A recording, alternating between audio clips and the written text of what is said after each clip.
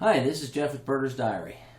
In this video tutorial, we're going to show you how to create a list of all the species you've seen in all the counties of your state. Obviously, this is a common thing these days. A lot of people are county listers, and you may not know how in Birder's Diary to not only see the list of species that you've seen in each county, but also those you haven't seen. So let's get started. First of all, you want to make sure that you have the counties defined for your state. Now, in my example, I'm in Colorado.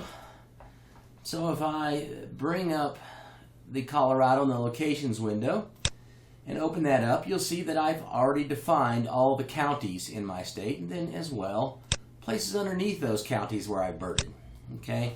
It's a great way for grouping your sightings within the state you live, or any other state you happen to bird in.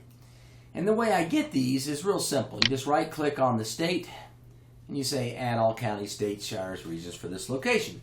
And it will immediately add them. Now, if you already have sightings in your state, once you add those, you're going to need to go and reparent those locations that you have created within your state so that they're now underneath the counties they belong in. Okay?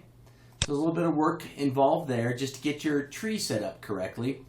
And then everything will report correctly. For example, if you ask for a report for all sightings in Colorado, it will include all sightings attached to any county and all sightings attached to any descendant locations underneath each county. Okay, it all works automatically in Birder's Diary. So just make sure you've done that first. Assuming you've done that, let's show you how to get a list of sightings for each county. That's a special report in the Report Designer window. So we're going to open that up. We're going to select the Special Reports tab. Within there, we're going to select the All Location Summary. You're going to select the settings that you see here. We want a hierarchical report. I'm just setting date, start date, end date around all possible dates in here. That goes from 1900 to 2016, or December of 2016 right now. We're going to say count all species. I'm going to set the location to Colorado. And here's an important feature right here. If you hold your mouse over this, a number of nested locations to report. 0 means everything under Colorado. 1 means only Colorado. 2 means Colorado and just its direct children. 3 would mean its children and grandchildren, and so on.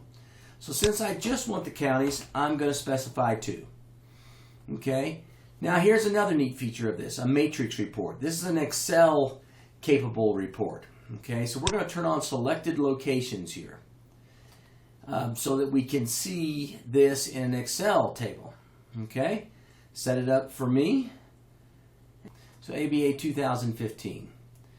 Now we'll print the report. This little pop-up tells you about the matrix reports that you requested right here and how to find them, what files were created, and so on. Okay, so a roll-up matrix and a no roll-up matrix.csv file.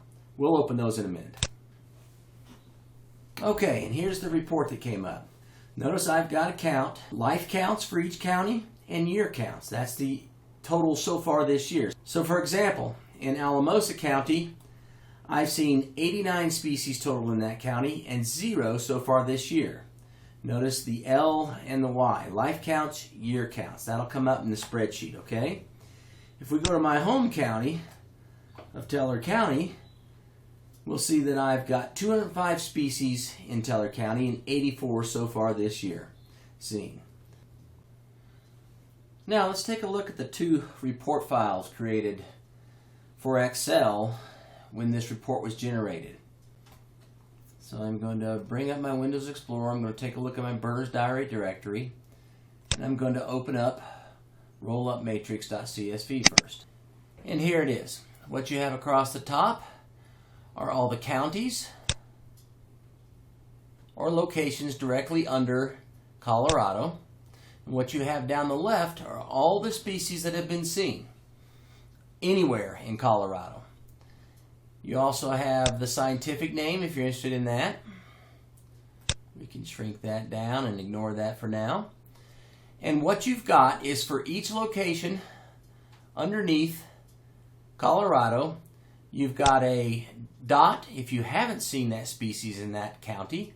And you have an L if it's a lifer, you've seen it in that county but not this year.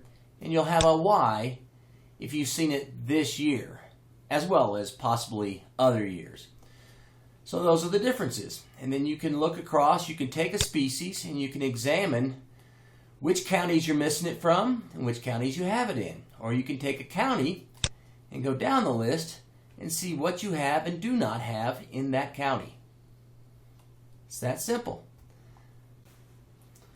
The no roll-up version of the CSV report file simply ignores sightings below the level selected.